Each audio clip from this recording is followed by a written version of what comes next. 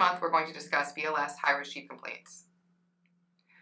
The objectives for this month are to review systematic approach to patient care, review universal approach to patient care, and identify high-risk chief complaints and discuss BLS treatment for the following: chest pain, differentiating chest pain from ACS, shortness of breath, abdominal pain, and neurological emergencies, including seizures and strokes. All right, let's talk about our systematic approach.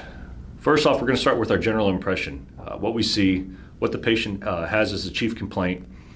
And then from there, we're going to go into our primary assessment, our XABCDE, only stopping to treat any initial life threats.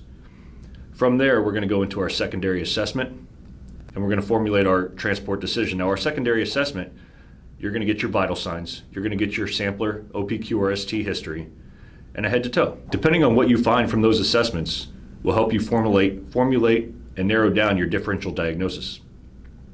Once you've reached your transport decision, you'll reassess the patient depending on their severity every 5, 10, or 15 minutes. All right, now here we have our universal approach to patient care, Protocol U1.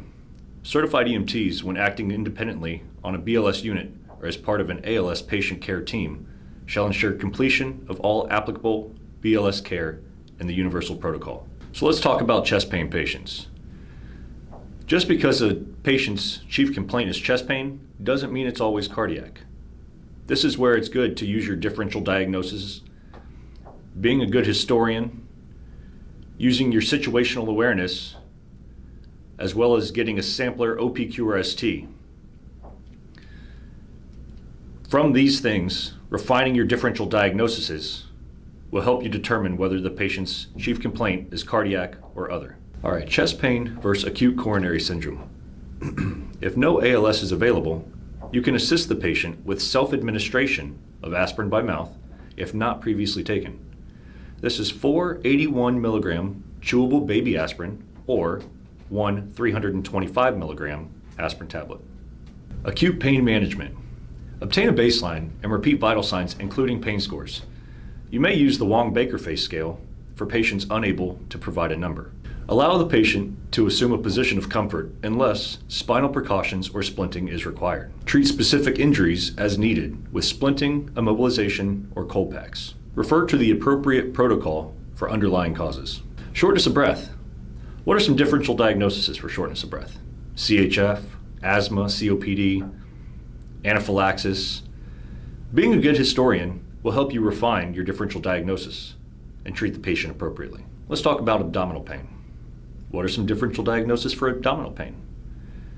Maybe some nausea, vomiting, a AAA, depending on male or female, maybe an ectopic pregnancy, gallbladder perhaps. Again, being a good historian, getting a good sampler OPQRST history, and getting your baseline vital signs will help you refine your differential diagnosis.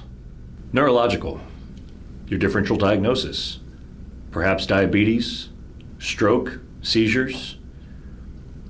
The list is very broad on this, so be a great historian, get a great history, good set of vital signs, get a blood sugar, and get a baseline mental status for this patient if you can, to help refine your differential diagnosis. Seizures. Try to determine the cause of the seizure. Is it epileptic? Do they have a history of seizures? Do they have increased ICP from perhaps a traumatic brain injury? And what type of seizure is it? To name a few, maybe a grand mal, petite mal, or a tonic-clonic. Goals of care for seizure patients. Protect actively seizing patients, address reversible causes, and control seizure activity. Let's talk about strokes. There's two types of strokes, ischemic and hemorrhagic. Ischemic is a clot that blocks blood flow to a portion of the brain. Hemorrhagic is bleeding inside or around the brain. Your complex stroke upgrade criteria: a fast ED score greater than 4, suspected ICH, any previous ICH, brain tumor, or cerebral aneurysm, any head trauma, head or spine surgery, or stroke in the last 3 months, an active internal bleeding or known bleeding disorder. Also, if they're on any anticoagulant other than aspirin. Okay, so we're going to talk about the FAST-ED. The FAST-ED stands for a couple different things, but it's for a field assessment, stroke transport, and it also has to do with the destination. All right, so we're going to talk about the FAST ED, or the Field Assessment Stroke Triage for Emergency Destination. F is the first part of the FAST ED and evaluates your patient for facial palsy or facial droop. We're going to have our patient look up at you, have them smile, and have them show you their teeth. If the face is symmetrical and there's no facial droop noted, the patient receives a score of 0. If there is facial palsy or one side droops and does not appear to be symmetrical, the patient receives a score of 1. A is the next evaluation point of the FAST ED and evaluates your patient's ability to maintain their arms extended outward without drift.